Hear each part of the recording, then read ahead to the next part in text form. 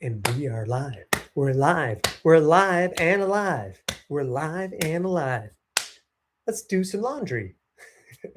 What's up, everybody? It's Coach Ryan, certified ADHD coach, your accountability partner, and laundry folding partner, too.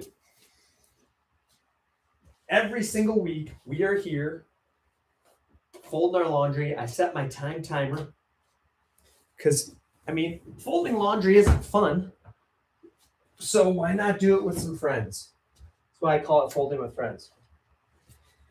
And to let you know you're not alone with the struggles that you might be having with your ADHD. So today I'm really excited because we're going to be joined by a special guest who's going to be telling us about a very ADHD friendly event. But in the meantime, would love to know, is anyone out there hydrating?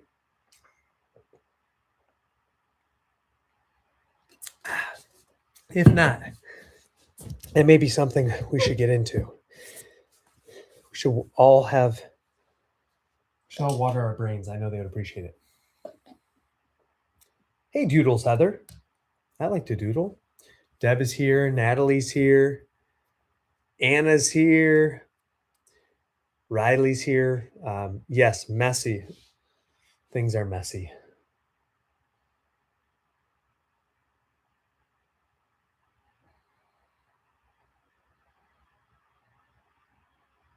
Hey, Lady Megan. Foony Tune. That's awesome.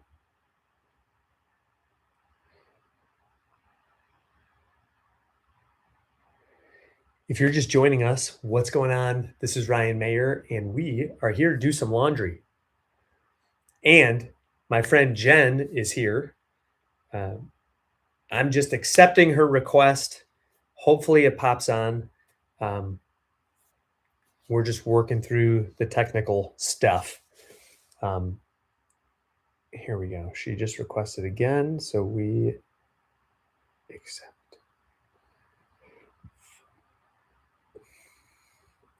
Feel free to join.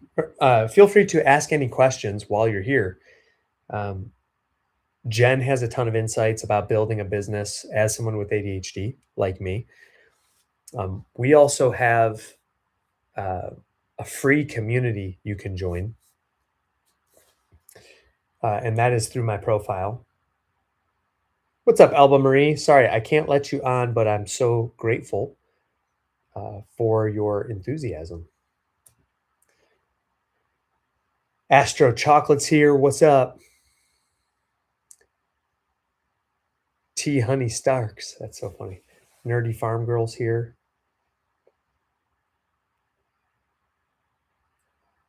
Well, Jen, I would say maybe try hopping out and then hopping back in. I don't know. Maybe we can try that.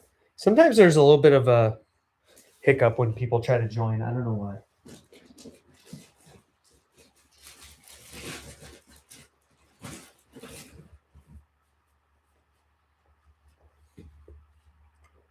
Yeah, go out and come back in. Perfect.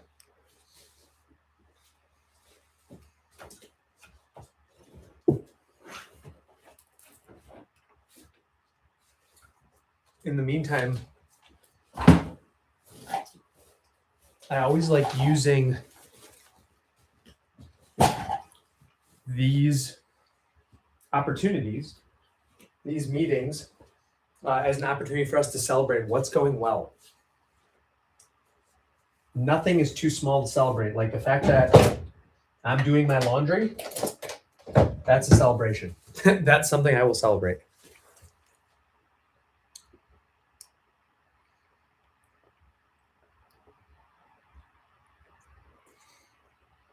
Folding is in folding clothes. Yes.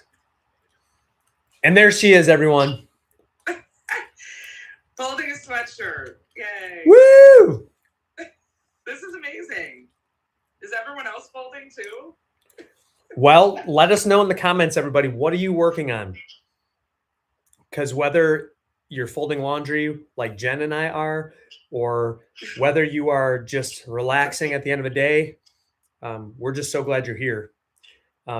If you're enjoying the content and to encourage us to keep folding, give it a like, and maybe just if we have some fellow neurodivergent folks that are here, drop a brain emoji because we just love to see our fellow neurospicy folks out there, so we can all be here to support each other. But Jen, thanks again for coming to hang out. This is awesome. Thank you. I just got back from a trip, as you know, and there's lots of laundry to be folded. So I'm all about the company and camaraderie. Not gonna lie, I actually factored that in when I made the request because I was like, she's got to have a ton of laundry. Yes. And I usually just listen to a podcast or something, so this is way more fun. Yeah. Well, and look at this cute tie-dye sweatshirt. You have a ton of cute clothes, though. Let's be honest. Oh, this is my daughter's actually, but she also has a fun style. Fun vibe. And once she gets big enough, I will definitely borrow things from her, I'm sure. Like, I have Jen saved in my phone as Wahoo Jen, because one of her shirts, maybe it's one that's going to make an appearance tonight, but it literally says Wahoo on it. Like, why not? Someone asked over on TikTok, this is a great question. Albert says, what does ADHD stand for? So it stands for Attention Deficit Hyperactivity Disorder. And that is how some of our brains are wired. Anywhere from 5 to 7% of the population approximately has it. And all distractions hardly... Yeah. What did I say? Oh, I said this to my client the other day, that the acronym should be all distractions for hard decisions. Yeah. But yeah, if anybody is here and you identify as neurodivergent, would love to have you just drop that brain emoji. Let us know that you are here so we can support you. Yeah. So Roman says, at 70 years old, mine is worse than ever. Any advice? I'll be listening to you live. So glad you're listening. Yes. My advice is keep surrounding yourself with people who understand you and support you and value you for who you are, quirks and all. Because it can be tough. I relate to that too, because well, first of all, I didn't even know I had ADHD till I was in my early 40s or mid 40s. But the reason I found out was mine was definitely getting older or worse, as I got older. So I bet a lot of us feel like that, either with late diagnosis or just noticing, that it worsens with age. And that's why, stuff like what Ryan offers is so helpful, because we do need community and resources and all the things, right? Yeah, and it's one of the reasons why I really love the free community that I've created. So you can join through the profile, and I've also created some group coaching opportunities. And what's really cool, and one of the many reasons that I have Jen on tonight is she's come up with something that as soon as she told me about it, I was like, yes. Like, our community needs to know about this immediately. So a lot of people have probably heard of March Madness, the American college basketball tournament that happens here in the U.S. Jen has a different spin on it, but I feel like I'm getting ahead of ourselves. First, can you just introduce yourself, Jen? So because right now you and I are live on Instagram. But I want to let you know people are listening on my YouTube channel as well as on TikTok. So just keeping that in mind as you're addressing everyone, that some can only hear you. Yes. And first of all, you have it so dialed in. You're my new tech hero. Oh. Bravo. Thank you. But yeah, hello, everybody. I'm so happy to be folding with you here tonight. My name is Jen Jones Donatelli. Like Ryan, I'm based in Cleveland, but I love that there's people from all over the place, yes. Including outside of the U.S., listening and hanging out with us tonight. And I also, like Ryan, am a certified coach. I'm also a creative facilitator. So my focus is around creative living and leadership. And through my business Creative Groove, I offer, different classes, coaching programs, and community experiences that are kind of designed to help people color outside the lines in their life and work. So that's my 2-second spiel about who I am. Does anyone else like does that sound like a perfect description of you? Because every time Jen describes that, like her elevator pitch, I'm like, yes, I want that. Oh, that makes me so happy. You never know if your elevator pitch is going up or down. I've never heard that before. Landing That's amazing. Is it getting us to the right floor or not? Yes, all the way to the penthouse, right? That's right, to the top. Steffers, I see you are joining from Canada. So glad to have you. We're so glad everybody is here. Let us know what you want to be working on in the background. And if this is your first time ever coming to check out a Folding with Friends, let us know. Just put number 1 in the comments so that way we can give you a warm welcome. And if you're liking it, follow along. So Brian, tell how long have you been doing this folding ritual with everybody? As you were saying, like, oh, you're my tech guru, I'm like, oh, what? Oh, me? Oh, because like, I don't know that I've ever been described as that. But this is just more like out of habit, which I'm really proud to say we've been doing this now for about 4.5 years every Tuesday, where we go live and do our laundry. Oh my gosh. Yeah. And it was just really within the last 6 months or so where it dawned on me. I'm like, well, wait a minute. I'm calling this Folding with Friends. Why am I not having more friends stop by? So now it's really fun. And Andrea, as soon as she gets the kids down, she jumps in. And I make it a little bit of a game for myself because as you all are going to hear, that works really well for our brains.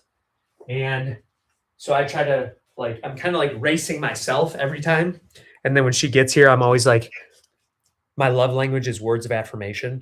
So having her be like, wow, I'm like wondering, like, is she going to notice like how much I did? And if she comments, I'm like, ah. So is it a test on camera where we're all going to see when she walks in? Like what she Oh says? yeah, exactly. And so I always like tell the guests, or I'll say to the audience, I'm like, okay, let's see how Andrew's doing. Like, let's see if she fell asleep again in our son's toddler bed. Like she literally like spoons with him in this miniature bed. It's so cute. But I'm like, okay, it's been like an hour. So like, I'm going to go check on her. But sometimes I'll tell the audience, Andrew's probably going to come in and say, she'll probably jump on the camera and then say, what's up, everybody? And then she'll say hello to you. And then she'll ask about like, Ryan, did you have your group coaching today? How was it? Yeah. So anyway, well, I want to know more. I want to know more just about your journey. Sure. Like, how did you decide to do what you're doing? Because it is very unique.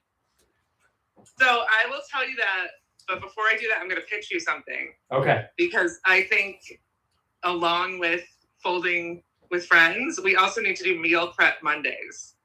Deal. We can all prep our salads and meals for the week.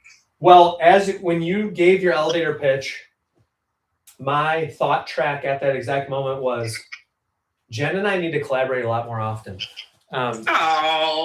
I'm serious. Like to come up with ideas, like I forgot your exact wording, but it was like, creative community experiences or something like that. And it's like, that's what we need. So. And that's what you're doing here as we fold with friends. Good reminder. We're body doubling. We're bottle doubling. Well, this is does anyone else have a soda stream?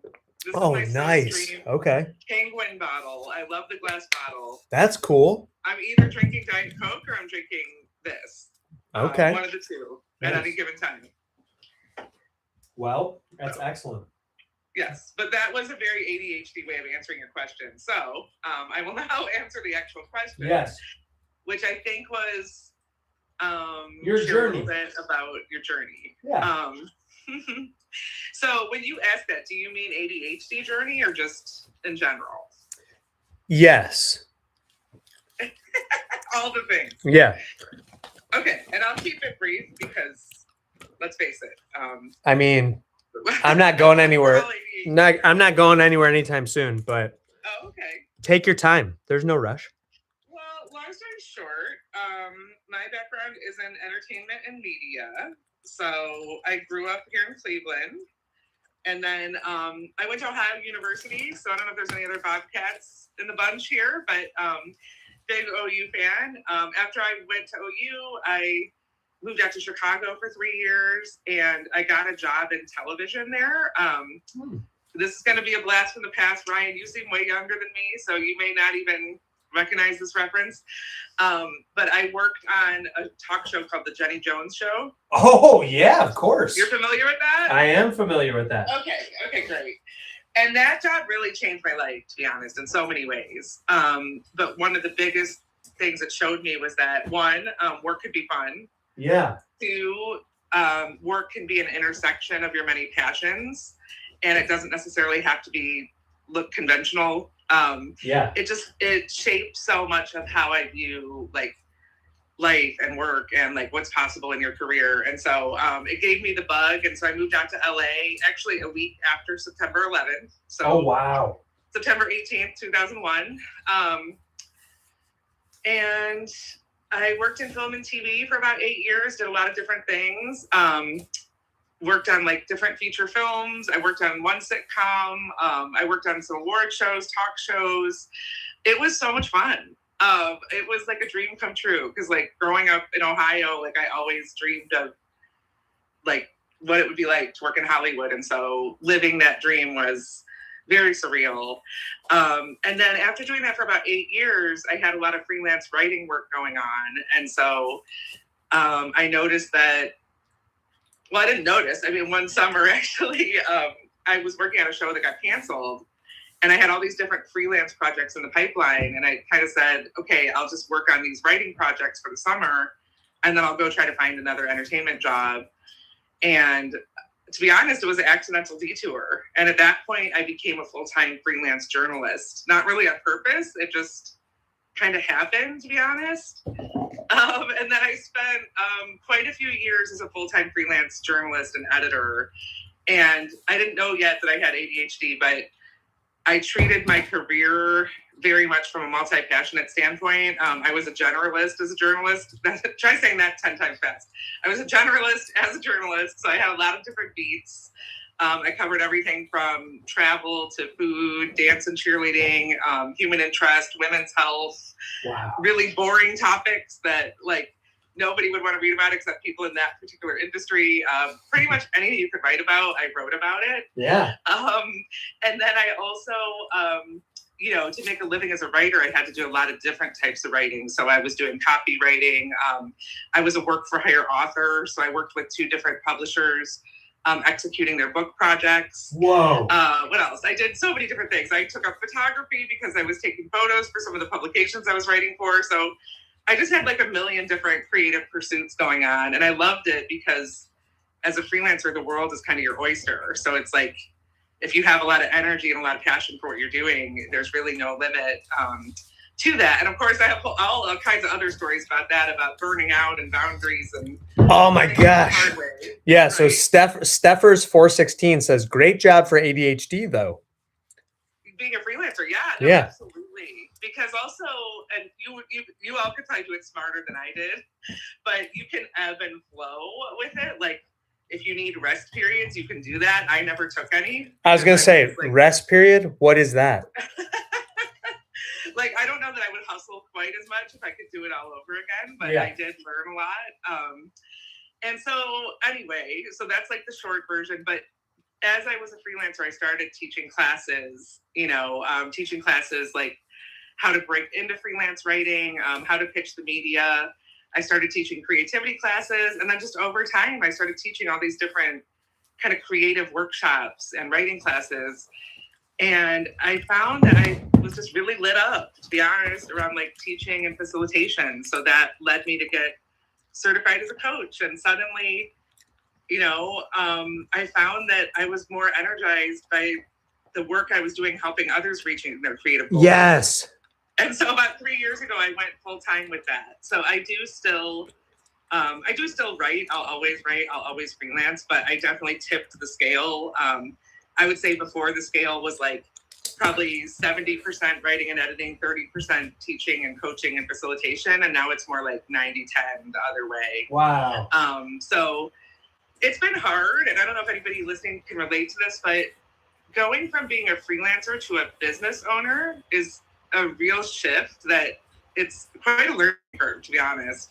And I almost feel like I'm starting from scratch in a lot of ways. This is year 3. But even though I've been self-employed for 20 years, there's still a lot to learn. And that's both energizing and daunting at the same time. Especially, as I said before, my ADHD has kind of gotten worse as I've gotten older. So it's like, okay, I have less bandwidth.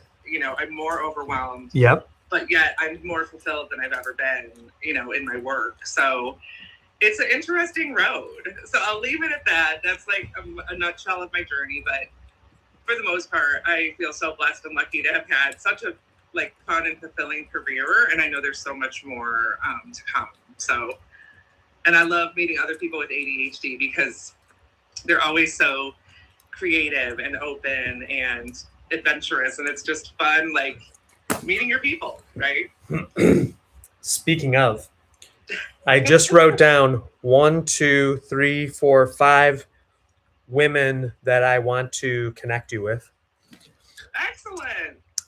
Okay, 6. I'm gonna be an auctioneer. Do I hear 6 people? Do I hear 6? Yep, you just got 6 because I just literally wrote the 6th name right now. Excellent. By the way, there's a NASA shirt. I just saw that. I was actually going to ask about it. Fizzin Mama Wen, Amir Al-Hassoun, Katie. What's up, Katie? Thanks for liking the live. Hey, everyone else who's here, get yourself some thumb exercise. Like the live. If you're feeling really crazy, you can share the live. Well, I want to go back because, again, we have time. I want to know more about Jenny Jones. Oh. And what I love the description that you gave about that work can be fun. What was it about that show? Tell us some highlights about working on a talk show. Yeah, well, and there's a kind of interesting story to this. So I was only 1 year out of college, and I had gotten kind of this, I wouldn't call it a boring job, but a traditional job in sales and marketing. Yeah. For the first year I was out of college. And I ended up leaving that job after 1 year to become an event planner for the Singles Club in Chicago. Yes. And I think I did that job for about 6 months, and it was super fun. I got to lead all the outings for the club. So we would go skydiving, or we would go to, the theater, or we go to a club or a restaurant or whatever. And I was kind of in charge of curating those experiences and introducing people, and I loved it. And then after 6 months, I got fired. What?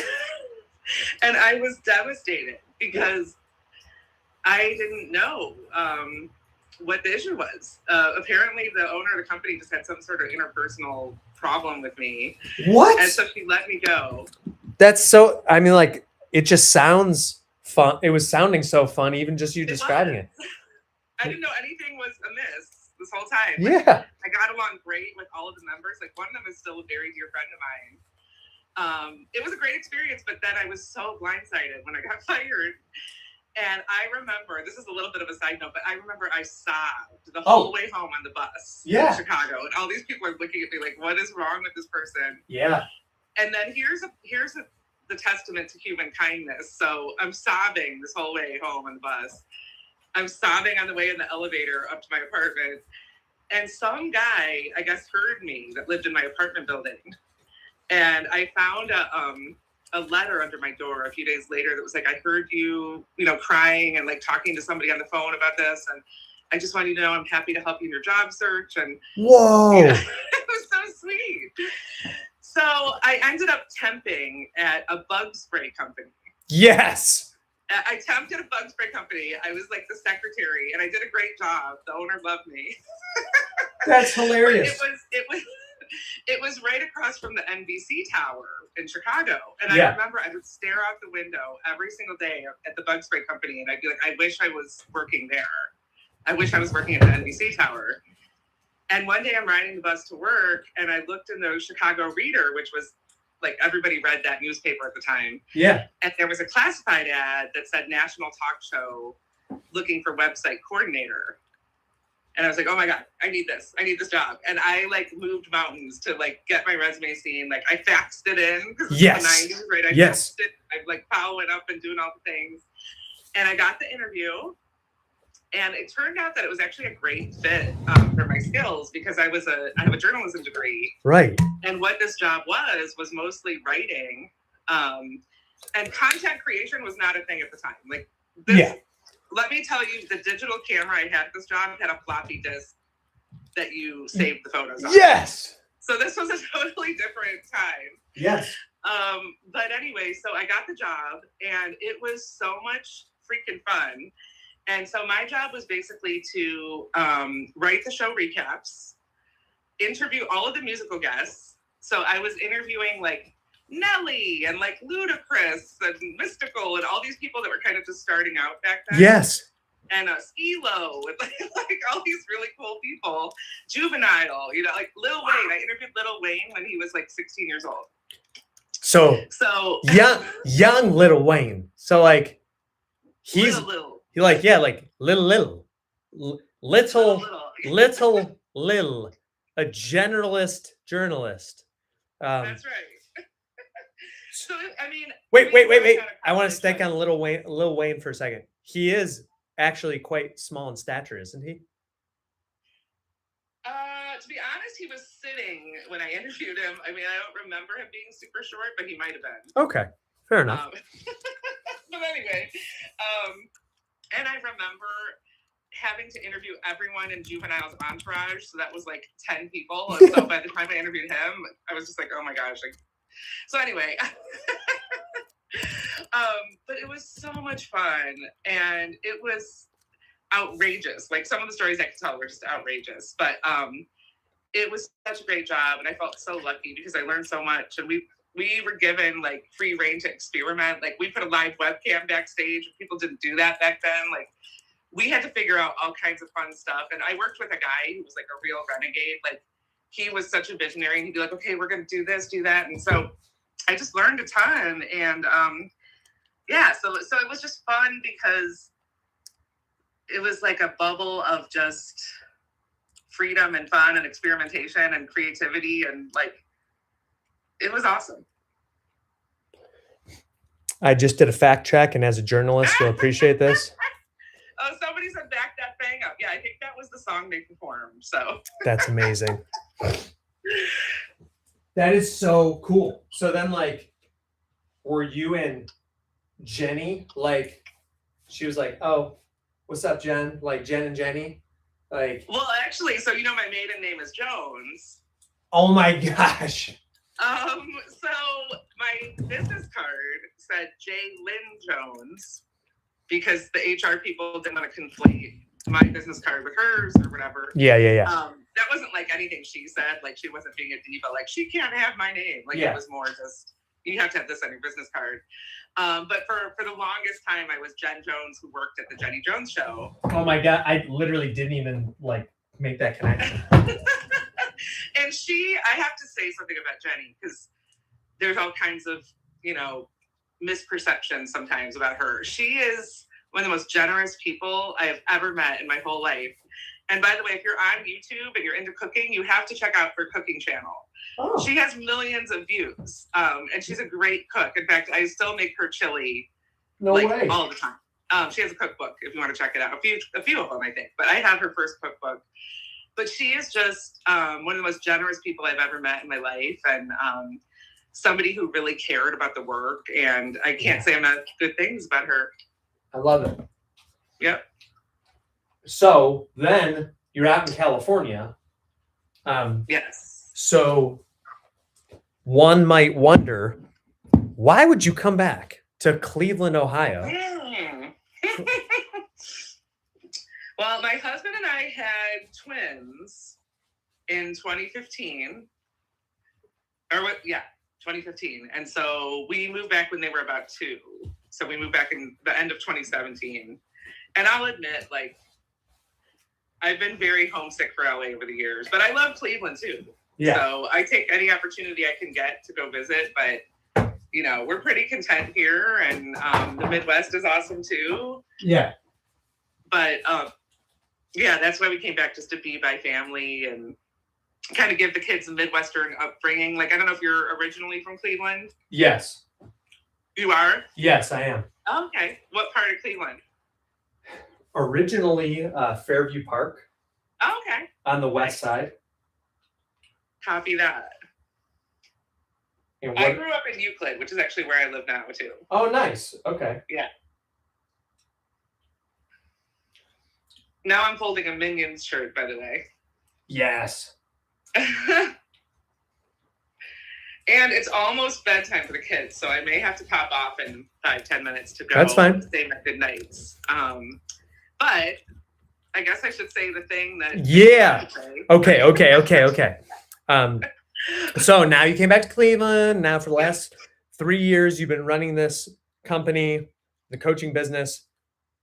Can you tell everyone, what is March RAD-ness? Yes. Okay. So as you might have guessed, listening to all the things I just shared, I'm like an idea machine. You know, maybe you are too. It tends to be par for the course with ADHD. Raise your hand. Put your raised hand emoji if you are an idea machine. Okay, keep going. Yes. And sometimes, and this isn't even necessarily exclusive to ADHD, because I know lots of folks who struggle with this, but sometimes when you have so many ideas, you end up in idea overwhelm. Yeah. And you don't end up acting on any of them. What are you talking about? What? I have no idea.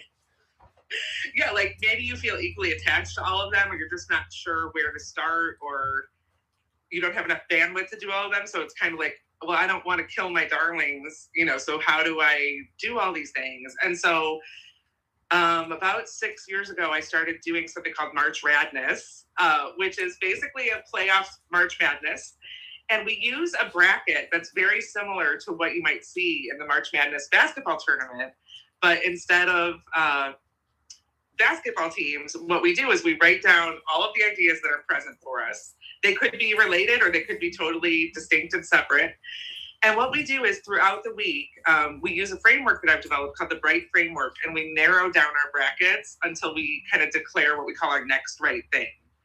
And when I say next right thing, like, this doesn't mean you have to pick a lane or you can only do one thing. It's really just an exercise in prioritization and seeing what makes the most sense to act on next, right? And then once you do or activate that thing, then you can decide if you want to go back to the treasure chest and like activate another idea. But it's meant to move you kind of from inaction into inspired action, so to speak. And it's really, really fun. Again, this is my 6th year doing it, so it's a week-long challenge. And as part of it, I also bring in what I call a dream team of guest experts. And each day I do an interview with a different person. And there's this guy, Ryan Mayer, who is going to do it this year. And I heard he's really cool. I don't know. Oh my gosh. I've seen his stuff. It is awesome. You know what? So I'm going I'll be there that day. Yes. So Ryan is on my dream team. And I also have some other really cool people too, like Liz Wilcox.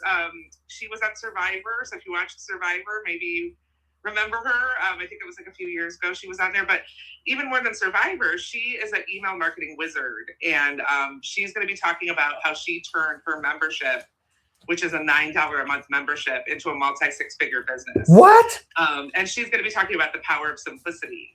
Because unlike us, you know, ADHD folks, she sticks to this one product, one thing, and that's like, she has a lot of creativity within that one thing. So she's going to be sharing her story. And then I have all kinds of other cool folks too. Tara Tonsetic, the founder of Modern Meets Vintage. We have Renee Dallo, who is like a visibility coach that works within the wedding industry. Why am I forgetting the last person? Oh, Zoe Brown. She is a really well-known Zumba instructor who owns her own studio. And she also has a full-time job on top of that. So she can kind of speak to how the heck do you grow a venture or project or business while you have a different full-time job. So I kind of curate all of the Dream Team experts very intentionally because I think they have something to offer the types of people who come to the challenge. So it's really fun. We're open for registration. So come check us out. It's happening March 18th to the 25th. Ryan's interview is on the 24th, I believe, which is a Tuesday. And would love to have anybody. So you can check it out at RAD-ness.com, or Ryan may share the link with you too. So would love to have anybody. So this is just so awesome. To give everybody a sense of how cool the other guests are, and I don't even know them. So when Jen was showing me the landing page, she's like, yeah, so like here's the other members of the dream team that are gonna, I'm like, I get to be on the dream team? This is so cool. But I'm like, whoa, wait a minute. Okay, like I wish I would have seen these pictures before. We can't have my stuffy like corporate picture on here. I have way more fun pictures. Can we use those? Because everyone will see when you check it out, RAD-ness.com, that these all of the members of the dream team are so cool. So like, yes, and you just reminded me, I think I switched the photo out on your individual photo, but not on the group photo. So I would love to do that because you gotta be your full fun self. So I support that. I would love to know, if we have a few more minutes, just the origin story of March RAD-ness. So obviously it's inspired by March Madness, but was there like a moment where you're like, I'm just picturing you and your husband like sitting at like a BW3, and I don't know if you're a sports fan or not, it doesn't really matter, but I'm envisioning like maybe you're kind of bored, and since you have ADHD, you're like kind of distracted, and you're like, March Madness, and then like just like it's kind of boring, I'd rather not be here. And then you like see the bracket and they keep showing the bracket and people talk all about the bracket, and you're like, man, I wish I could do this for my brain. But I don't know, what's the real origin story? Gosh, sadly, I don't remember the moment of inspiration, but I do know that it was during COVID. And I was really nerding out, on online business at the time. And I was still working as a full-time journalist, but I was doing a lot of teaching. And so I think the idea just came to me and I ran with it. Because this is actually something I talked about in March RAD-ness too. Like, timely ideas versus evergreen ideas. Yes. And sometimes having a timely idea can spark you into action because you're like, oh, like it's January and I could do this thing in March, right? So I think I just got the idea and ran with it, but I don't really remember like how it came to me. All I know is it's one of my favorite things I do all year. And there's a lot of people who bookmark it and come back every year because I think it's just a fun tradition. And one of the coolest things that I've enjoyed about it is I have all my brackets from the last 5-6 years. And I love looking back at them because it's a good way to check in with myself about, wow, this project has literally carried over for years and I still haven't done it. Like, why is that? Or, oh, like I used to want to do this thing and now I'm like moving in this direction. So it's almost, I call it a treasure chest. Yes. It's just like a repository for all of your ideas. And so I love having my brackets because, as you all know, like as ADHDers, we have to write things down usually or else they're gone in the ether. Yes. So it really helps me keep track of like what's present for me and also see trends and like patterns in my thinking or call myself out. Like, why haven't you done this yet? Oh my gosh. This is incredible. All right. So if people want to find out more about you, like March RAD-ness, obviously, but if they want to find out about Evergreen Jen Jones, where would they go to do that? Well, to be honest, I would love to connect here on Instagram. My handle is Your Creative Groove, but you can also go to my website, creativegroove.com. So, but I would love to just connect with people on here and follow along. I'm not on I am on TikTok, but I'm not. Like, yeah. I'm just not. But that's fine. I'm on Instagram. I'm on LinkedIn. I'm on all the places. So would love to connect there. Can we also tell the story just about how tonight came to be? Oh my gosh. Well, Ryan bribed me to be here, but I'm so glad he did. Yeah. Can you just like Awesome. tell the story, like, if you're open to sharing why, like, you were on my case today and then I had this timely idea of how to get myself to make the decision. Oh, well, no. I mean, first of all, I would not get on your case because you're giving me a gift by being part of this. So yeah. No need to get on the case. But I had decided that I was going to shift the dates of the challenge back by a few weeks, just to give myself a little bit more of a promo runway. And Ryan ran with it, and so I wanted to like lock in the dates today. And so I texted Ryan. He's like, "Okay, listen." He's like, "I don't like looking at my calendar because it makes my brain." He's like, "So if you agree to fold laundry with me tonight, I will look at my calendar right now and commit to the date." Because we were originally going to do it next week, and I said, "You know what? I want more time to tell people about this." And Ryan was like, totally game for that, but he wanted me to fold, and I'm so glad that he did, because first of all, this was super fun. Yeah. And secondly, I needed to fold the laundry, and thirdly, it got us to lock in the date for your interview, so it all worked out beautifully. No, it was so funny because I just want to give you like the here's another throwback, the VH1 behind the music of what was happening.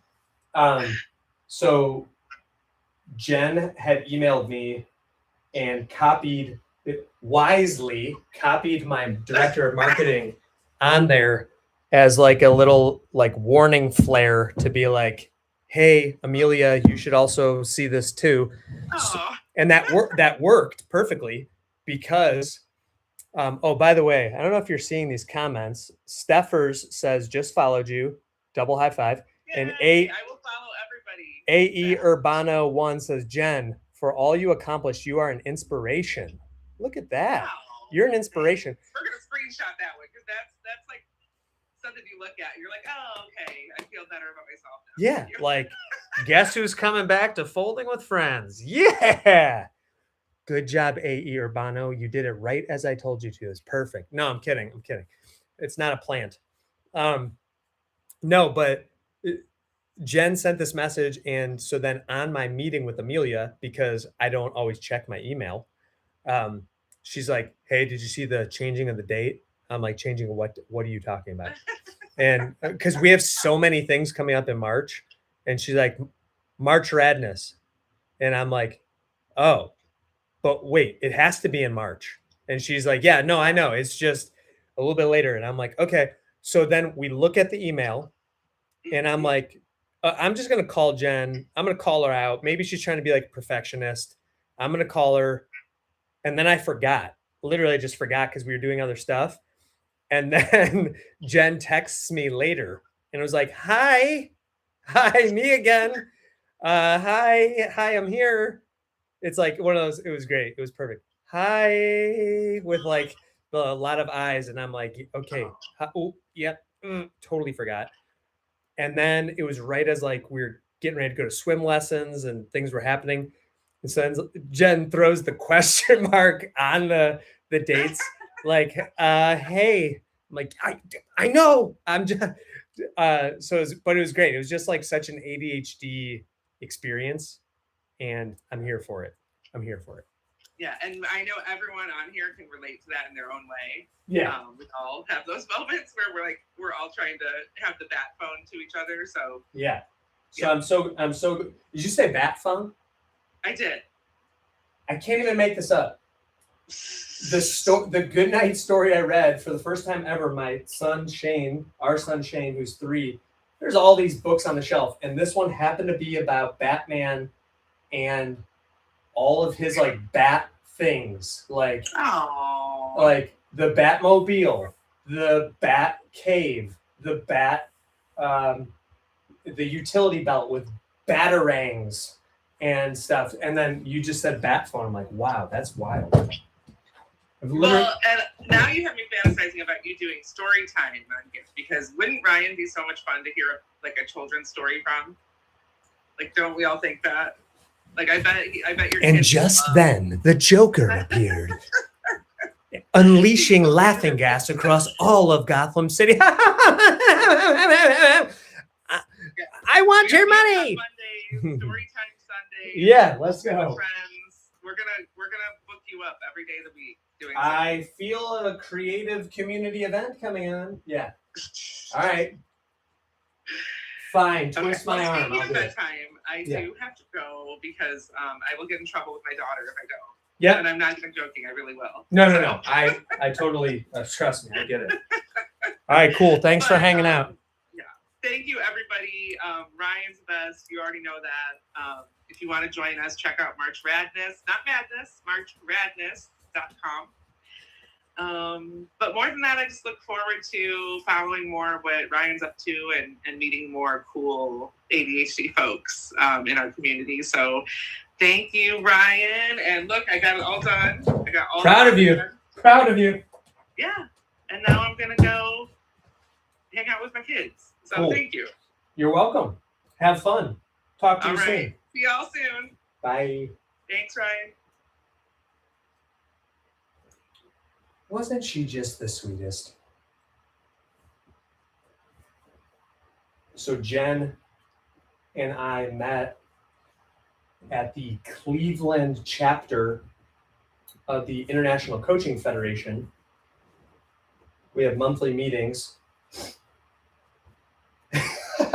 She texted me after the last one and was like, hey, I can't even make this up. I'm still so embarrassed about this. Hey, missed you at the meeting on Friday. This was on a Monday. Missed you at the meeting on Friday.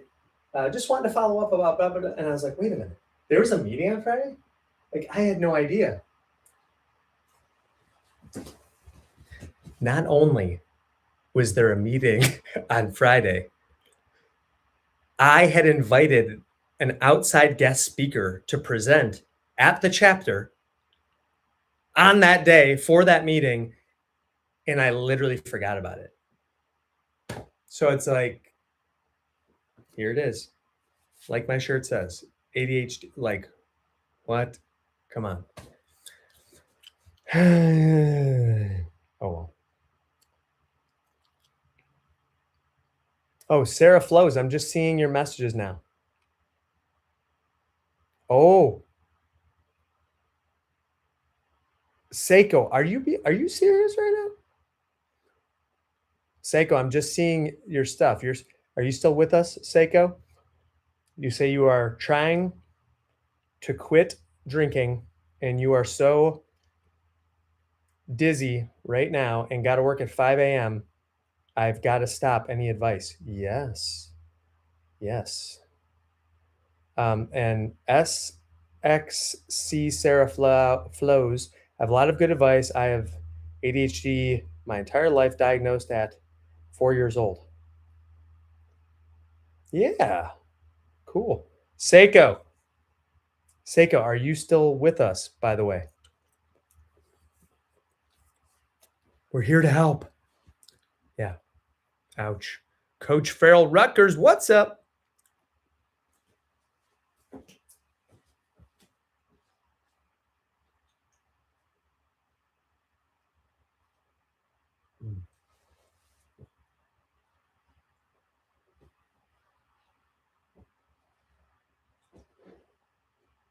Well, I'm not going to lie, everybody.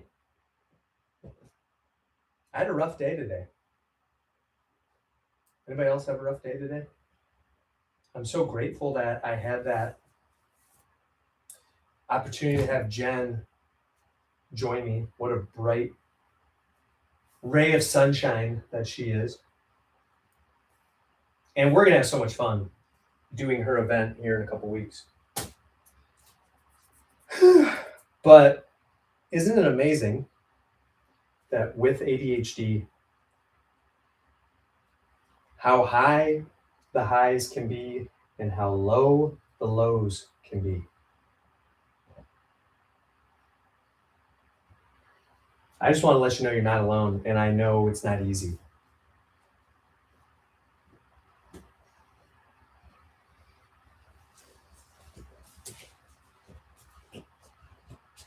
Anybody else relate to that?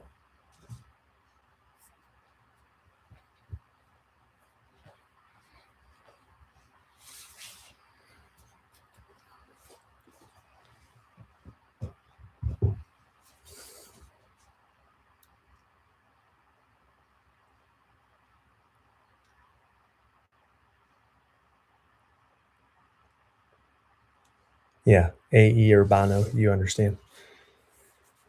Yeah, it's just, I mean, I love what I do. And I just want to bring value to everybody that I encounter with ADHD. It can just be tough to try to find people who are willing to take action, to make real change in their lives.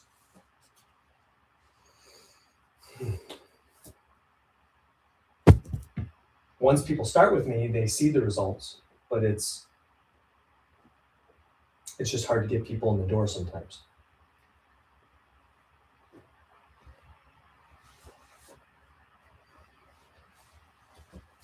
But that is why I have a free community where people literally, you don't have to pay anything, because I don't want money to be the thing that stands in the way of someone getting the help that they need.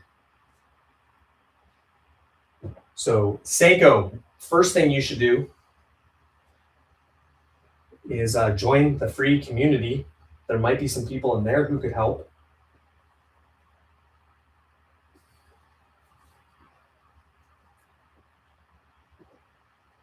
Tomorrow, actually, something I've been meaning to talk about.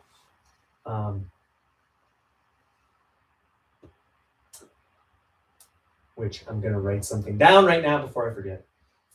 We have a free community call tomorrow at 1:00. A presentation about taking the emergency out of emergency funds. Like, how are we supposed to put money aside when we don't even know how to manage our money?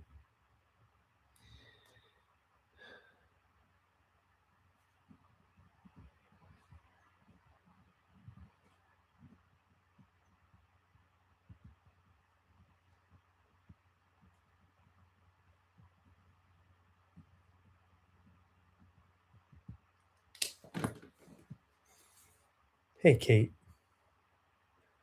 Like, every day feels like a mountain vibe. Oh, yes, Chloe, for sure.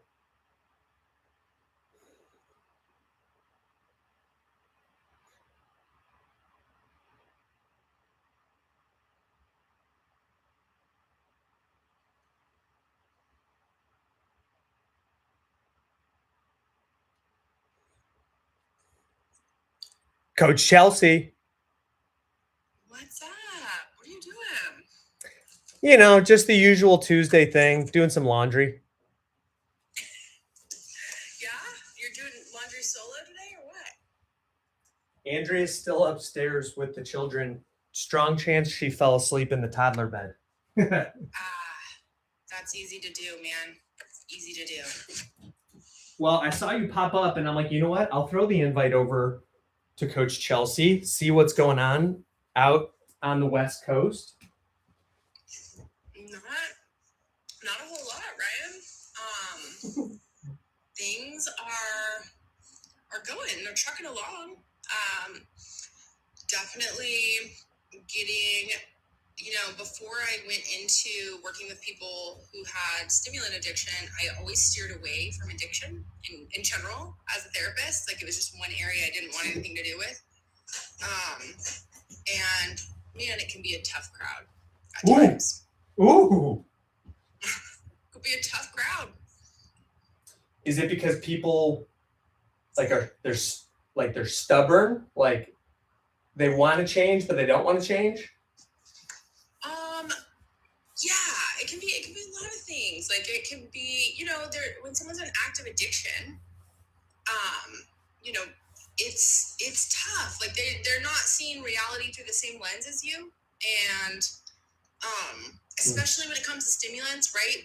We're told to take them. We're told they help us. We're told, and just so we're clear for your audience members, I don't think that all people on stimulants should be on stimulants. I'm not anti-med at all. I help those who have been on stimulants for decades and become dependent or addicted to them or are abusing them. Heavy on the abusing.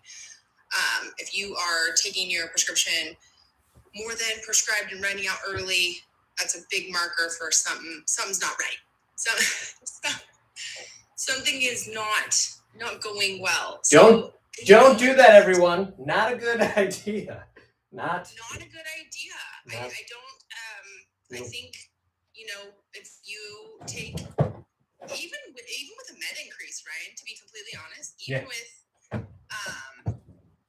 a med increase, like you got to be careful because your brain can like it too much, right? And I think that's how we end up titrating and being like, ooh, that felt good.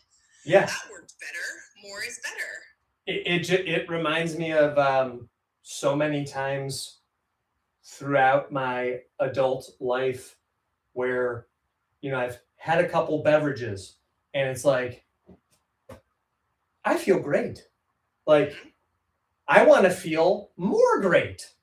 Like let's just slam on the accelerator. And the next day, obviously, it's like, wow, those last couple drinks, definitely didn't need those. Why did I do that? But I get it. It's because our brain is like, no, that feels great. I should do that. Yeah. More is better. And if you haven't exposed your brain to high doses of stimulants, probably good. Probably a great idea. Because it only takes a few times of feeling euphoric that your brain then craves that level of stimulation. And it's tricky. And it has nothing to do with valid ADHD or not. It has to do with the addiction gene, right? Like yes. And us ADHDers have a very high likelihood, high rate of becoming addicted. Yes. Abuse is a thing. Is everyone hearing this? I don't know if you saw. Someone that might want to talk with you. Do you see I'm Seiko in here? Oh yeah, I'm Seiko. Hey, I'm Seiko. Yeah, need help. I don't know if you need help from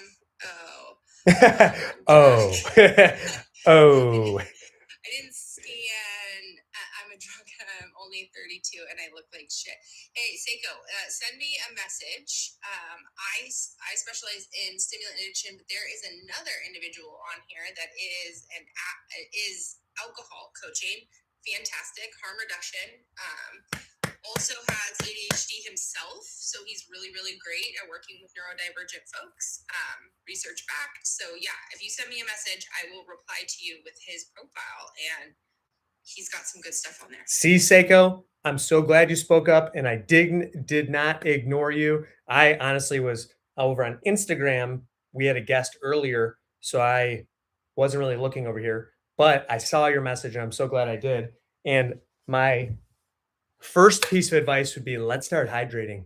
With water. Very specific. With water, specifically with water. Yeah. But yeah, Seiko, I just want you to know you are not alone. It is so hard with our brains. And here's what I'll say. Hope you're listening. You deserve better. Because you're not going to find what you're looking for feeling that way on a Tuesday. No. I'm just saying. Because the chemicals can be really good liars. Ooh, excellent liars. Feel free to use that one, Coach Chelsea. I just came up with that. I like that one. Artificial interest is what I've been using lately. I've had a lot of clients that have been on stimulants long term, and they have developed artificial interest in career paths that they're realizing is only applicable or a good fit if they remain on their stimulants. Otherwise, they're not interested. They never were. They just got on stimulants in college and went down a rabbit hole, and now they're like, yeah, now what? Oh, yeah, that's so rough. It is, and really, I think that's that's if you don't take any breaks, if you don't like do the work ahead of time, right? I think it's just so hard because there's such a powerful thing that they can sometimes lead us a wee bit off track. I'm glad that wasn't my experience. It certainly could have been. I was worried about that, to be completely honest, when I got off stimulants. Like, what if I don't want to be a therapist anymore? What if I don't actually give a shit? Yeah. I'm not interested in people's stories anymore. That's one way that I've been able to feel really good about my decision to move into coaching is how much I just love people, and how it's like, wow, I genuinely enjoy, like, even if somebody doesn't end up becoming a client of mine, like just knowing, hey, even if I just gave them a shimmer of hope, a little glimmer, like I want them to know that wait, what am I'm trying to make your picture bigger. No, not my picture. Because right now your picture is like this big. I like being that small. That's fine. I wasn't expecting to come on. No, I know. I'm so glad. See what you had going on. I'm so glad that you spontaneously, impulsively, dare I say, that you said yes. I do try to support other creators' lives. I try to pop on when I can and check out what they're doing and give them some likes and just support it. Also, TikTok has been really funky today, so like I don't know if you posted any videos, but most people are getting like 0 views or just not. Oh, I've had that before. Yeah, I didn't really look, but well, here's a legit question I have, since you are a therapist, and I know this is not. Coach Ryan is not one of Coach Chelsea's therapy clients. I can't be. I'm in Ohio. She's in California. But lately I've just been like feeling like the lows are low. Like catastrophizing of just like one client leaves and it's like, that's it. The whole coaching practice, it's just going to crash and burn now. It's like, whoa, bro, like chill out for a second. But I'm just wondering if you have any advice for when someone might be spiraling a little bit and feeling like, oh man, I mess everything up. Like, because when I share this with clients or if I'm telling people about it, they're like, yes, oh my gosh, that happens to me all the time. Just wondering if you have any thoughts on that or suggestions for people. Oops. There we go. I was like, oh, or you could just leave. No. You just say, no, I have no advice. Low lows and not catastrophizing. So I find that people, it's hard because, so you got to think of, in terms of stimulants and ADHD, I have found that sometimes they can enhance emotional reactivity. And I often recommend to clients, if they are on stimulants, it's like sometimes our feelings don't come through accurately. Yes. When, you know what I mean? Or it's like the input doesn't match based on the amount of dopamine in our brain at any given minute. So it's really hard for us to like accurately assess the crisis. Yes. That makes sense. So everything feels big and everything feels sort of like intense. Energizing. Sorry, what was the word you used? I said intense. Yes, intense. That's perfect. That's a better word. Exactly. And so I recommend for clients who are, to analyze and realize where they're at in their day. Are you tired? Are you 4 hours, 5 hours out from your dose, right? You're going to handle information differently when it's 30 minutes in your system versus 5 hours in your system, and just really looking at that and seeing how it impacts your decision making and your emotional reactivity.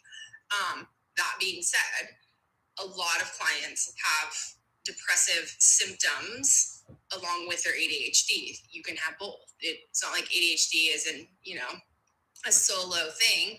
You can definitely suffer from depression and ADHD, right? Yes. But what makes it hard is that, unlike an SSRI, a stimulant is only effective when it's at high levels in your body. So your mood is going to go up and down with your doses every single day. And so that's when you start to see mood swings and crashes, and the lows getting really low in the evening. Sometimes even like emotional sundowning can occur. And can you explain that one? Because I feel like I would probably benefit from knowing what it is, and others would too. What is emotional sundowning? Because that sounds fascinating. Sundowning is actually an Alzheimer's term, and it basically is like people get less lucid, more psychosis type symptoms come out at night. It's a phenomenon. Okay. It has to do with our brain kind of being overdone, like it's Yeah. done. It can't continue to process information, Oh, and so it doesn't yes. operating at optimal peak. Same thing can happen with stimulants as you're crashing. Right? It's sort of like you're burned out. Yes. Oh my gosh. I always say, like, end of the day, I always say, like, I'm extra crispy. It's just, I'm just like, I feel like I'm like a boxer. Like I'm like, like staggering out of my office. Like, oh my gosh, I can't even, yeah. Right. And that's why, that was my biggest reason for getting off, was because I was only at optimal performance for my clients and not for my family. Yeah. So I would come home every day and be, extra crispy, moody, irritable, short. Yeah. Just drained. It just was like, being on high dose, and I was on a really high dose, so that for context, right? Yeah. I wasn't taking, I was at 70 milligrams of Vyvanse and 60 milligrams in the evening or in the afternoon of Adderall. So those are maxed out on both of those ends. I'm not a big person, so that's a lot of amphetamines in your system. And so the crash was really drastic. And I got to that after 20 years, but I think my system was just so done running at that speed. It just takes its toll. And what I do notice is that behaviorally, we will stack things that are really unrealistic for an unmedicated brain, or just even like an unmedicated brain, ADHD or not. We'll notice is like clients they'll have to make business calls, right? So say you have to make 10 client calls in a week. They'll stack them all for I'm going to take my meds at 9 and 10. I'm off to the races, and I'm going to do all 10 calls back to back. And they're like, I don't know why I'm drained or blah, blah. It's like, that's not working at a normal level, right? Nobody has sustained attention and emotional capacity for 7 hours straight. That's not normal. That's not treating ADHD. You know what I mean? That's overextending yourself. Ryan and future Ryan and your brain. Did you get that? Did you write that one? Okay, write that down. Because it's hard because there's no max. You know what I mean? And I do feel for people. Like I said, I spent 20 years on these medications, so it's not like I'm a stranger to them. It's you have an unlimited supply of energy. The only limit is how quickly it goes out of your system. Right? That's why people redose and kind of chase that. But in that moment, you kind of feel limitless. Oh my gosh. Stack all the tasks. It's I don't know. No, I'm not going to cry right in the middle of folding with friends. But no, just man, do I relate to that? Does anyone else relate to that? I remember I had a TikTok that did pretty well a couple of years ago where it was to the sound of Queen, We Will Rock You. And it was how ADHD at whatever I said, 10 a.m. or something, where it was I'm going to get all 50 of these tasks done. And the thing that's weird is we literally think we're going to, it's not, logically it's not possible, but that's because we have that time blindness where it's well, no, but I'm going to do this. Like I've got time set aside. Like it's going to be good. Not thinking, are you going to be tired? Are other things going to take longer? Do you know how long each of these will actually take? And then, so then the punchline of the video is like, then at 2:00, you're like, oh wait, I'm not going to get any of these done, or I'm going to get like one of these done. So I totally relate. Yeah, I definitely think we Estimate. we really overestimate our capabilities, and then when you add in stimulants, and we can perform every once in a while and we get it all done, and we're like telling ourselves like, oh, this is how normal brains work, and it's like, no, nobody's doing that.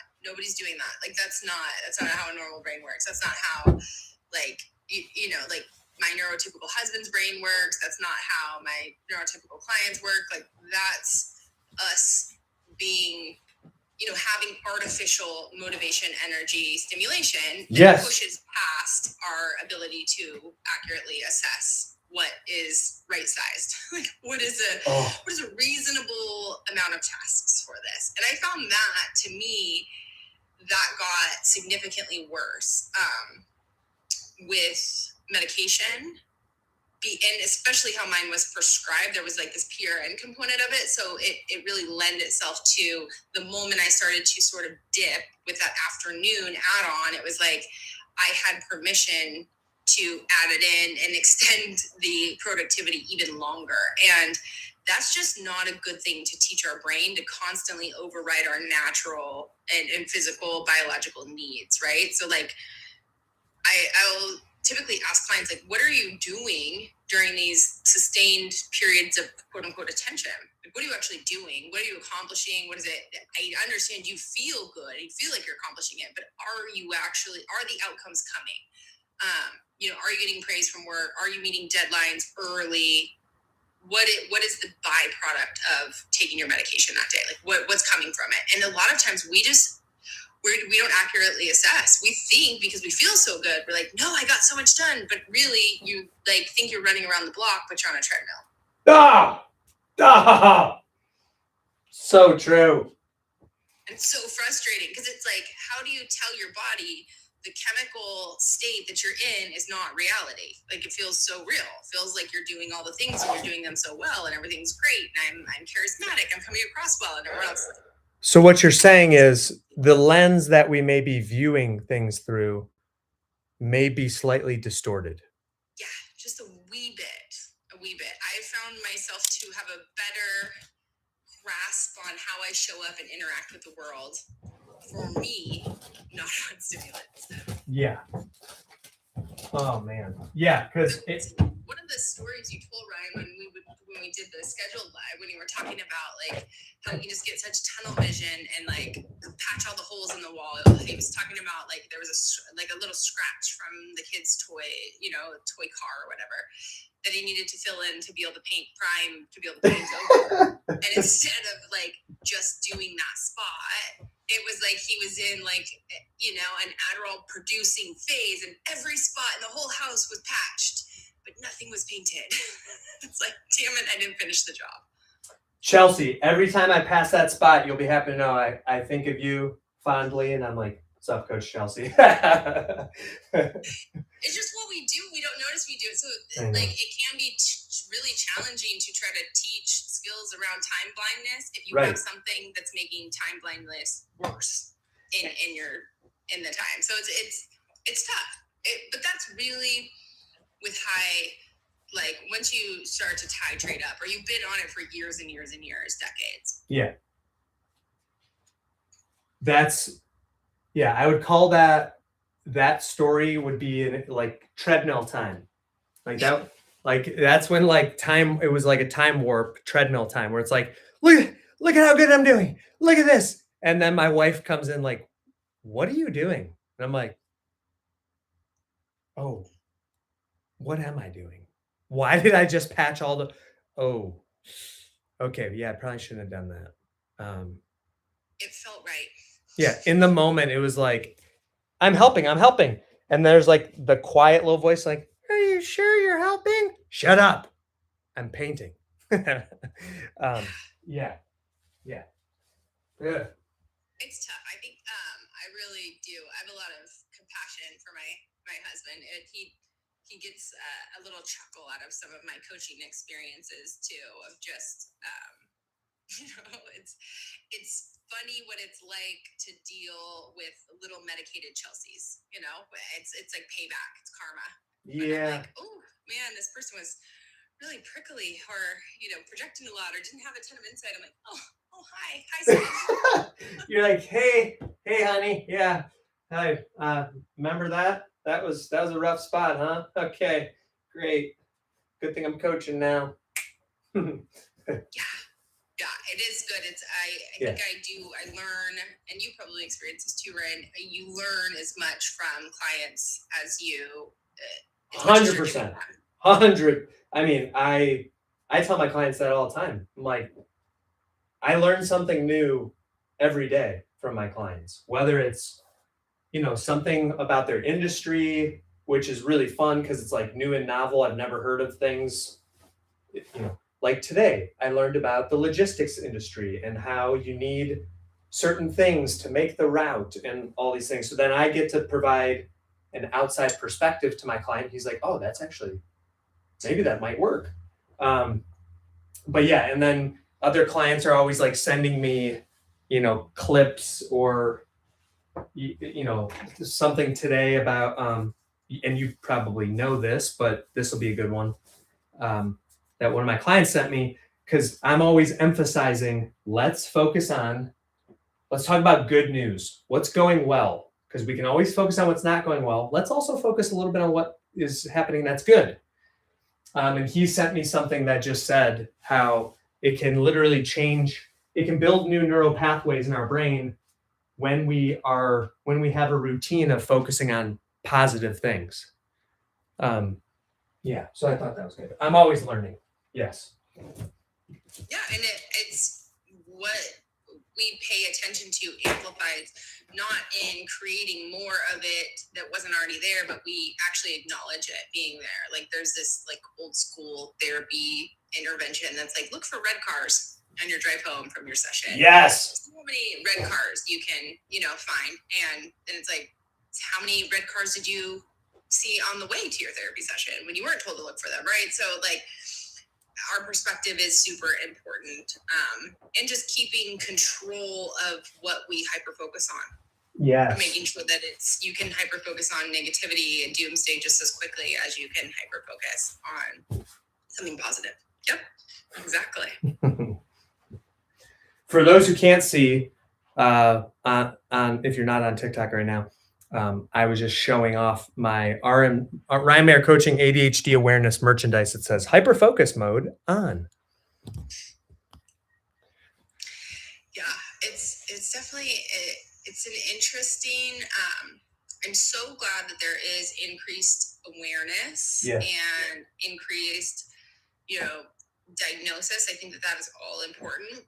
But I also think we have to be, especially as coaches and therapists and treatment providers in this space, really, really careful not to let people get into this area of disabling themselves and being completely stuck and not thinking, I've had a couple clients that are like, I'm just not built for a neurotypical world. And I'm like, well, you live in it. So what are we going to do? You know what I mean? Like we can't have Safeway and the highway and everything provide accommodation. Like we have to figure out how to bob and weave. And is that fair?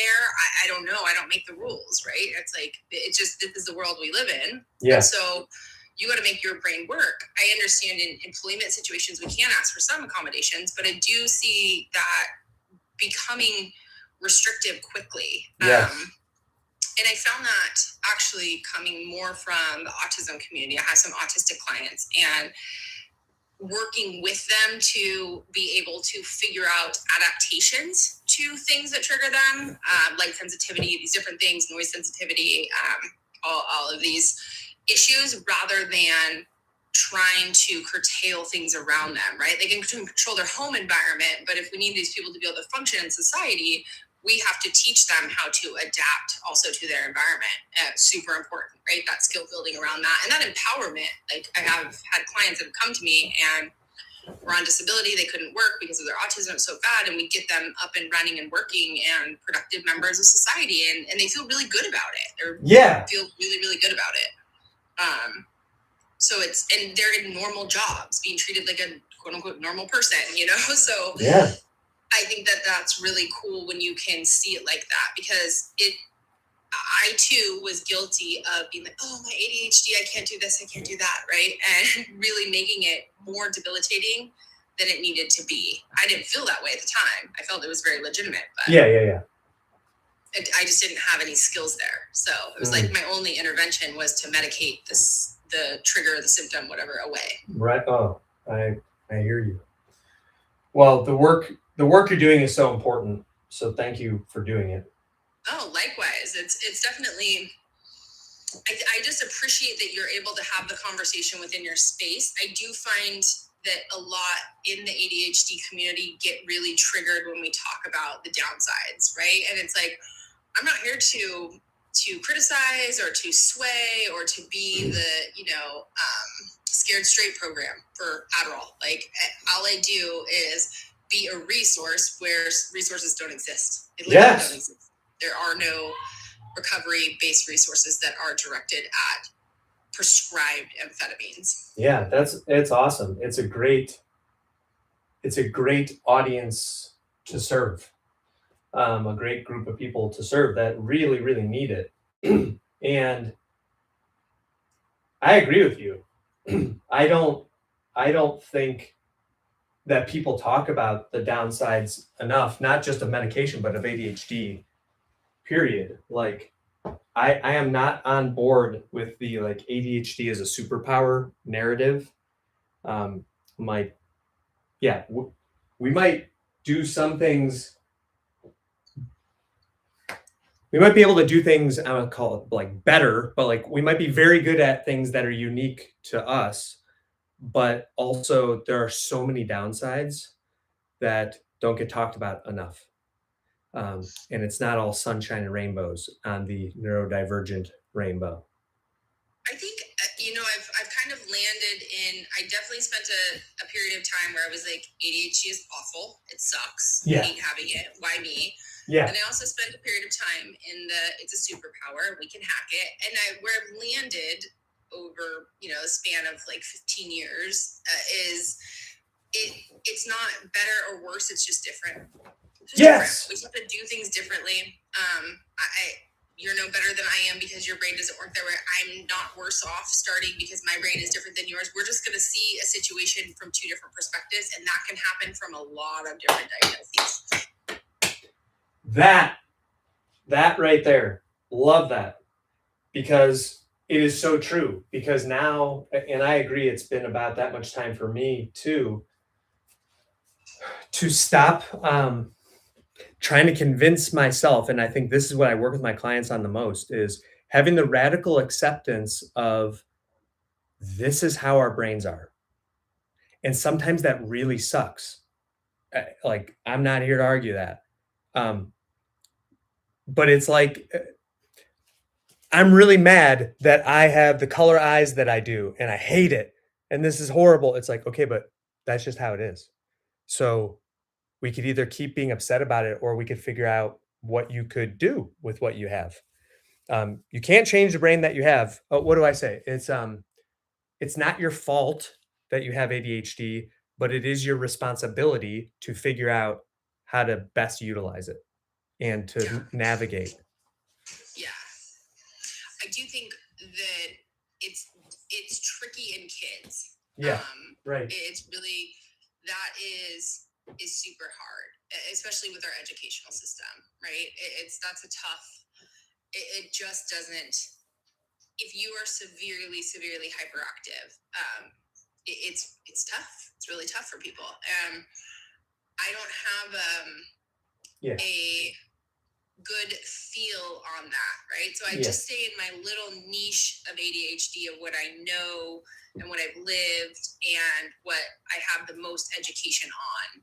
And it's such a broad thing. it's so broad. And so I think, I think we owe it to people to be specific in Yes. what we're really good at. Yep. Right? Like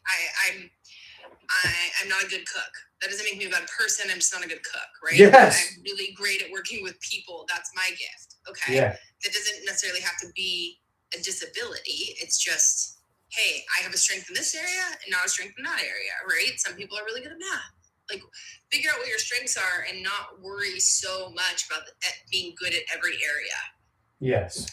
That's just not the goal. And I think when we put ourselves up against that standard of being the goal, that we have to be good or at least proficient at most things, we get down on ourselves. Yes. Right? And then we start comparing and all the things, or performing and trying to pretend that we are. Are you Ryan Mayer? Yes, he is.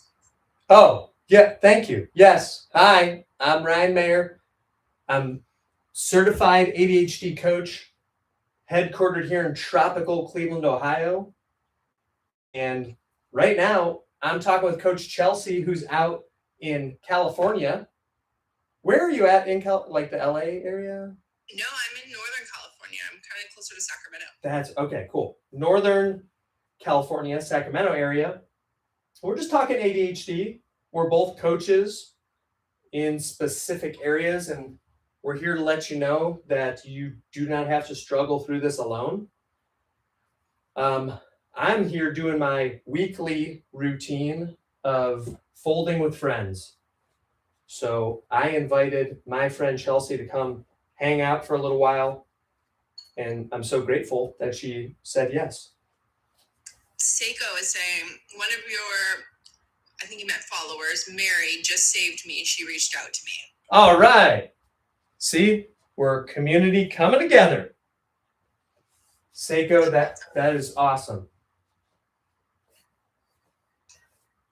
Yeah, I think that's what's, it's one of the reasons I've considered doing more group work, because I definitely want to start introducing others, although like Adderall addiction and recovery is a very private matter, and most people don't want to be in a group setting. The clients that I come across are such high performers. They're just like top of their industry type of folks. And I think it would be good for them to see each other and be like, oh, wow, you're also, a CEO of this or that. And stuck in this cycle, you might actually be surprised, because a lot of the folks that I've had that have had the most success in my group programs are the ones that originally didn't want to be part of group. And I'm like, I totally get it, and I respect that. I'm like, just do me a favor. Like, I won't even make you pay for it. Just come to a session and see what you think. And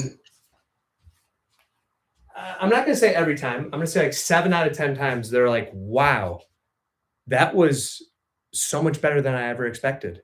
Like, it was so validating to see the struggles other people, not that they want to see other people struggling, but just like, okay, I'm not the only one dealing with this, and I'm not crazy for feeling this way. Like, our person has had these struggles too. And then they're like, you and I are not, or at least I'll speak for myself. I'm not trying to say I have all the answers for anyone.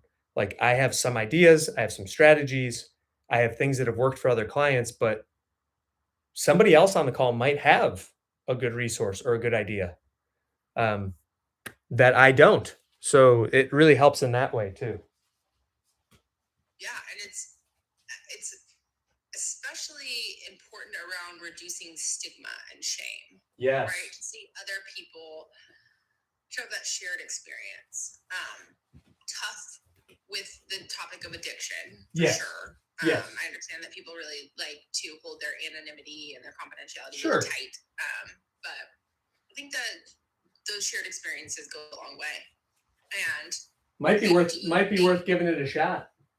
Yeah, and the community of it, right? Like the community of having others that, are Ryan Mayer Group alumni and like are practicing some of the things that you've taught them on the other side. Like, that's cool. Yeah, and I think as long as you like everyone obviously agrees and says like, hey, this is all confidential. Like, you're not allowed to talk about what other people say. They're not going to share your story or your identity, whatever. I don't know.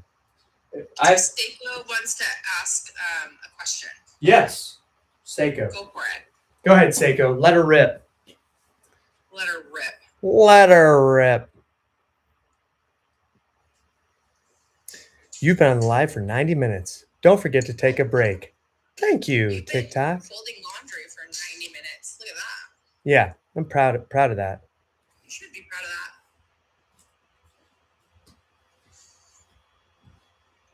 I don't see the question yet, but I'll read it right when it comes through. Thank you.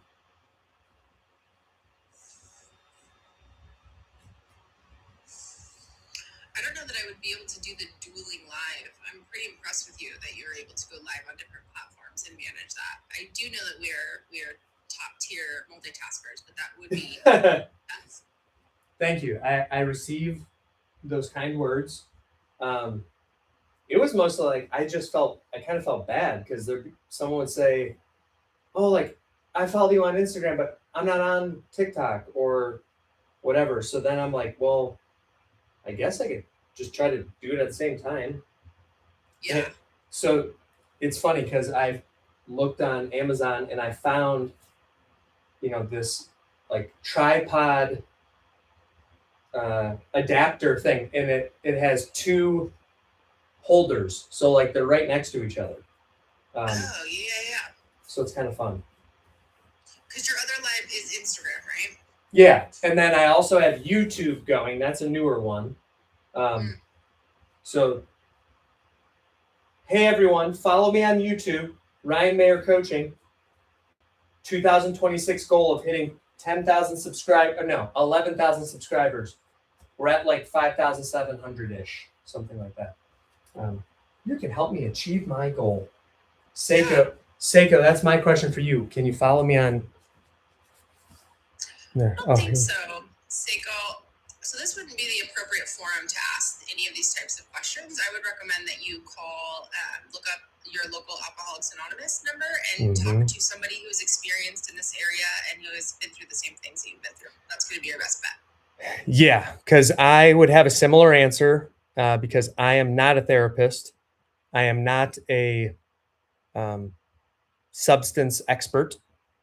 So that's a very personal situation you're dealing with. Yeah. What do you think you should do, Seiko? Because And it's my dad's company. I feel like everyone knows I'm drunk at work. They do. They do. I mean, yeah, they do. I mean, I think you can safely. It's pretty easy to tell when somebody's drunk. So if you feel that way, I would say that they do. I would do something about that. And what I would say about like my clients,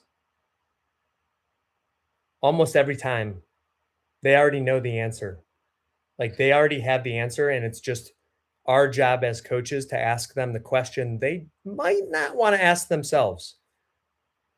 Like a question could be, why am I drinking when I know I have to go to work at 5 a.m.? And is that what I want to be doing? I don't know. I mean, and these are just things to think about. But if you can take it, depending on what kind of work it is, you don't want to put anybody or yourself in danger, obviously, either. So. Yeah, he said it's his dad's company. I would say that if people at work know that you're drinking, Seiko, your dad knows you're drinking. He would love nothing more than to get a phone call from you saying that you are ready for help and detox. And I can almost guarantee it as a parent myself. Yeah. I'd be more than willing to help you through that. Yeah, that's a great. Well said. Well said. And there are crisis intervention at any emergency department near you. You can have somebody drive you there. You can take an Uber, whatever you need to do. But asking in a live on TikTok is definitely not going to get you the support and the help that you need. I'm glad that you said something. Yes. So we can redirect you, but this isn't going to be a comforting solution. Yeah. But I really appreciate your courage of hanging out with us for this long and speaking up and saying that you need some help. That's I said this. I've been sober before. I can do it again. If you've been sober, what was your structure to it? What helped you? Did you do that through therapy? Did you do that through Alcoholics Anonymous? How did you do that? Oh, good question. Because I would do it again. If it worked in the past, let's revisit. On Folding with Friends, we are unfolding the hard-hitting questions in the ADHD world.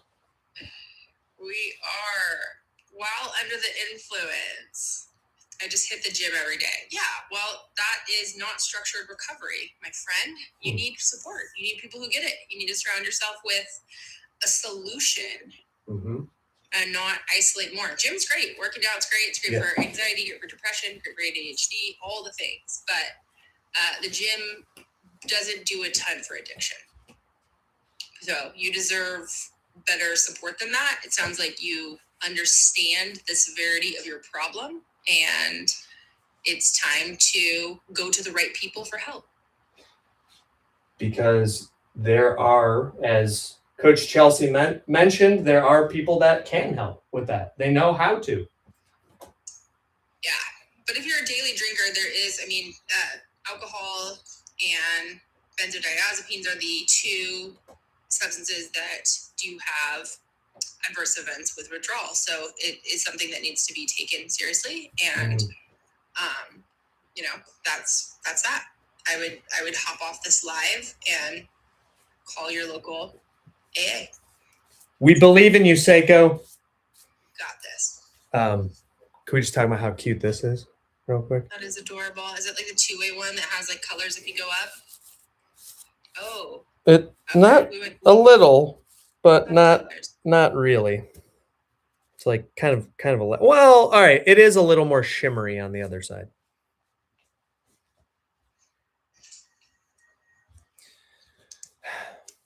All right, Ryan, I gotta hop off. I'm gonna start helping with bedtime and all the. Perfect. I was actually just going to say I'm going to go upstairs and see where my beautiful wife is. I know you guys didn't give me answers, but you helped. Well, there you go. That's right. We care about you. We want you to do well. So. Yeah, got this. And Seika, the offer still stands if you want me to connect you with the alcohol sobriety coach. Definitely willing to. Just send me a message so I have your message there. We're here to help. Thanks, Coach Chelsea. Great to see you again. All right. See ya. Okay, everyone. I'm sad I didn't get to see the Momo. Oh, guess what? You might still see it, Jen. You're back, and she never came in. So hold that right there, because we're almost 2 hours in. I'm not done yet because I've had to do it all myself. Please hold.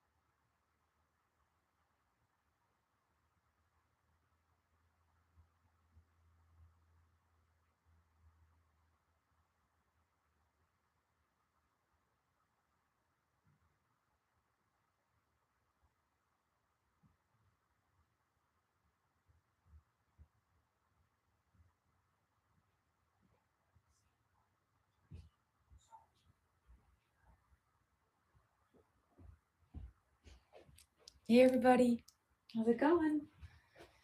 I'm here and we are gonna fold and get this done together. So if you guys have been working on folding, put in the chat, let me know. And if you've been working on another project, put in the chat, let me know. I want to hear what you've been up to, what you've been working on.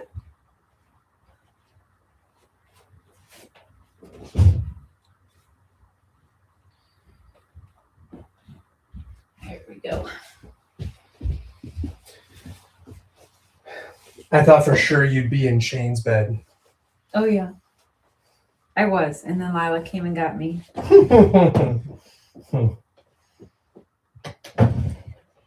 Well, I'm glad you got some good snuggle time. Thanks, honey.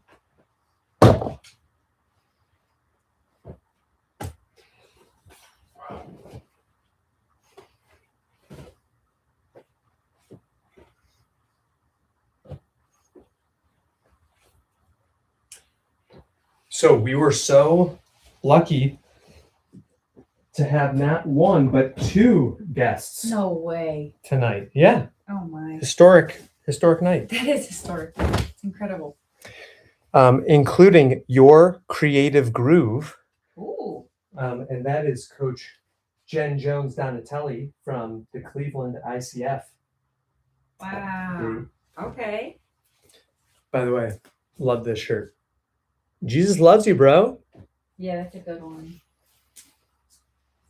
So Jen is running something. She helped to put her twins down to bed. Mm-hmm. And now she hopped back on the line and said, I didn't get to see Andrea's reaction when she joined. And I'm like, well, you didn't miss it yet. She's, I think, sleeping upstairs. Mm-hmm. But anyway, she is running an event this month called March RAD-ness. Much like March Madness. Okay. But what you do, you know how there's the brackets where you pick the teams? Oh, sure.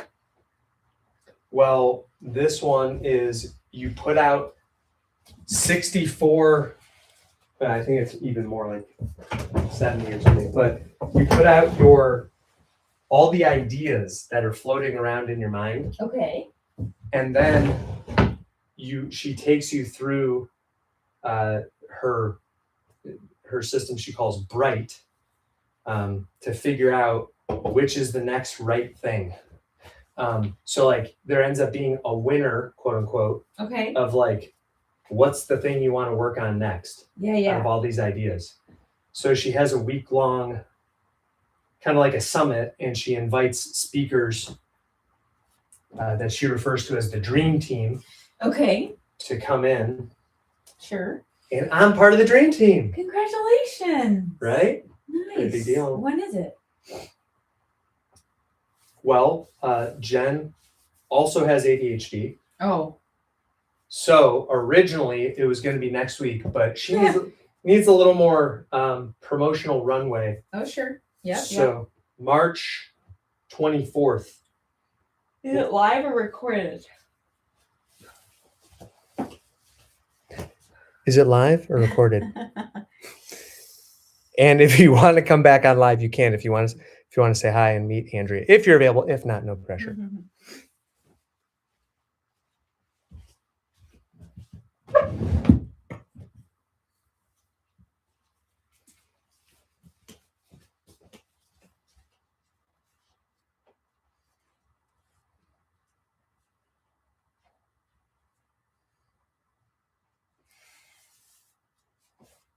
How was Ethan's swim lesson?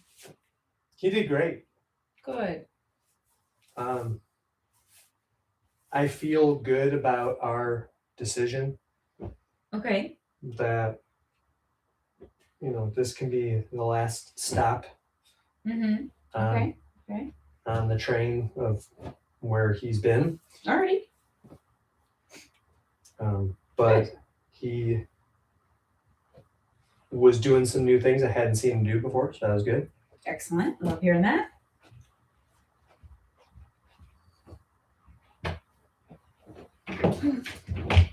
He did the breaststroke kick, which is kind of like a mermaid kick.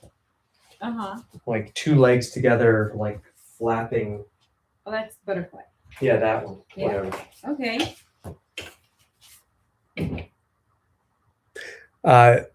So she says both live, but also recorded. Oh, good. Okay. Mm-hmm.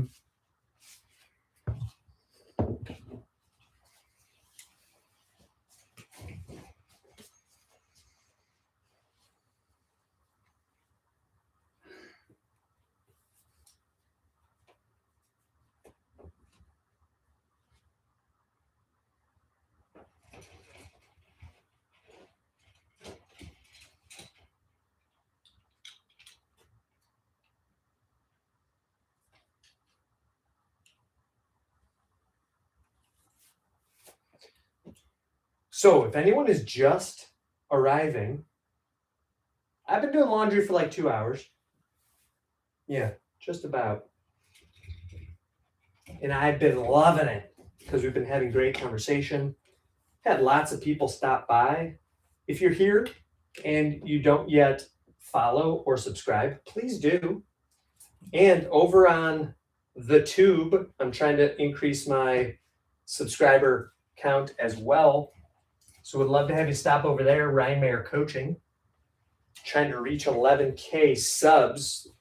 No. Let me rephrase. I am going to, and I'm so happy. Say YouTube. Some people might not know what that means. I know, but I'm also trying not to say the names of other platforms. Okay. I'm talking about YouTube, people.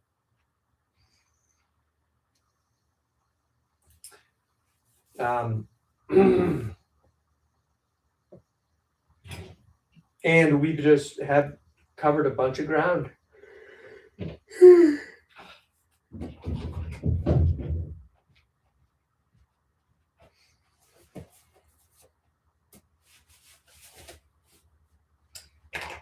Guys, if you are looking for some tips to help ADHD symptoms at work, check out on the homepage in the profile. You can find Ryan's very own, the 5 shifts to conquer your ADHD at work. Ryan worked real hard on this masterclass. Completely free. Ryan put together his top 5 tips to help ADHD at work. Tips that he wishes he would have had 15 years ago. He was starting in the workplace. So check it out. It's free, super easy to implement. One at a time in the workplace.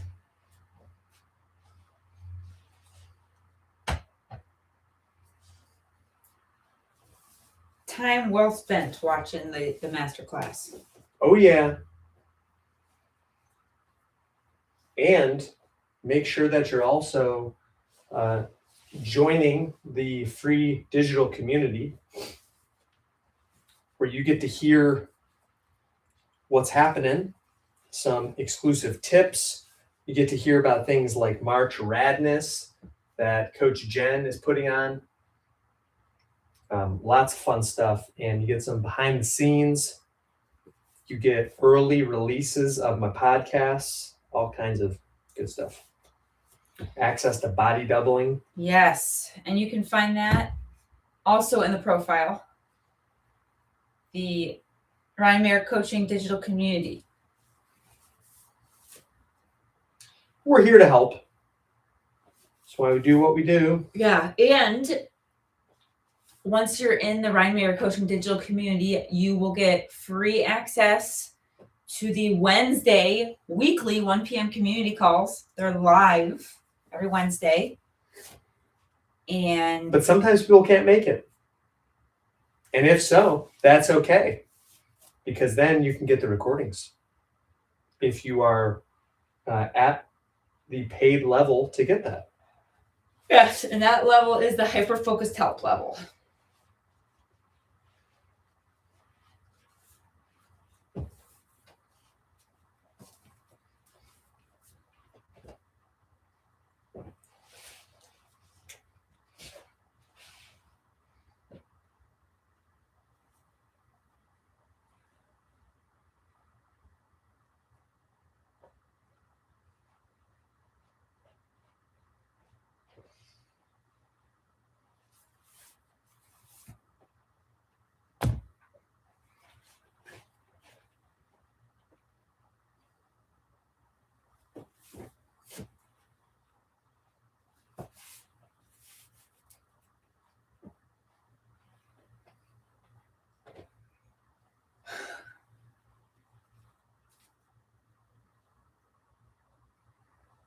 So, Andrea, what are some highlights that have happened for you over the last week since our last folding with friends?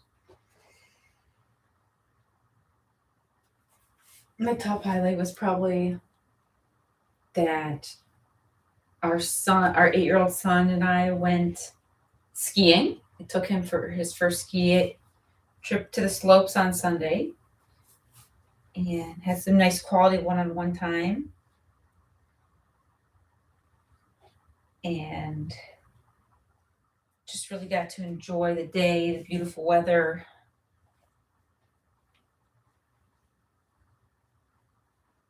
Are we regular skiers? Time together. Are we regular skiers? We are not. It's actually been about 14 years since I've been.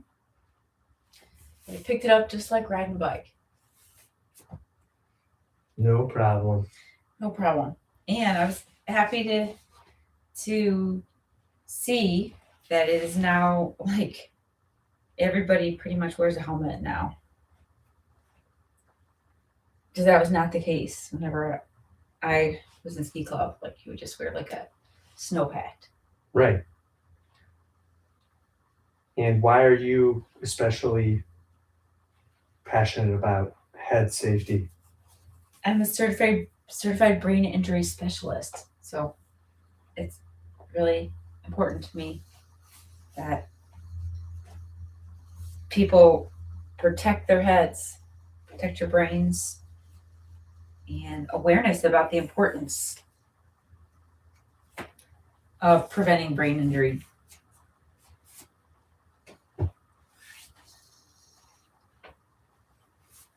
So it was good. We had perfect weather. It was really nice, beautiful, sunny day. Just before the rainy weather in Cleveland hit. I don't know, it was pretty rainy and yuck today. So I'm not sure how much snow is going to be left at the end of this week. Right. So might have been the last day of the season that we got in. So pretty good. Hey, everyone. So glad you're here. Oh, Extra Virgin says, looks like our breakout sessions are at the same time. Well, we'll have to exchange notes. For neurodivergent. Oh no. It's okay.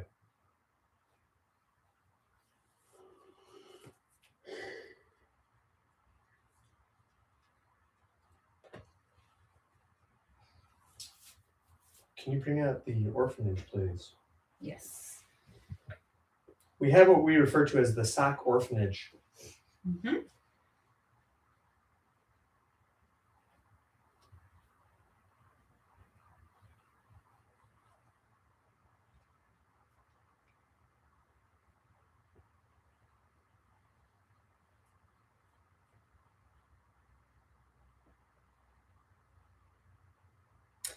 This upcoming 1 p.m. weekly Wednesday Ryan Mayer coaching free community call is tomorrow, and it is with our very own money coach Kristen, and she's going to be talking about money management, right, Ryan? Making the emergency fund less of an emergency. Oh, that sounds like a very good one to watch. So guys, if you are out there, maybe have some financial struggles or financial concerns, or you're just trying to work on better improving your finances, tomorrow's your day. 1 p.m. Eastern, join the Ryan Mayer coaching community, free community through the profile, and you will get notification about how to access the community call. It's going to be great.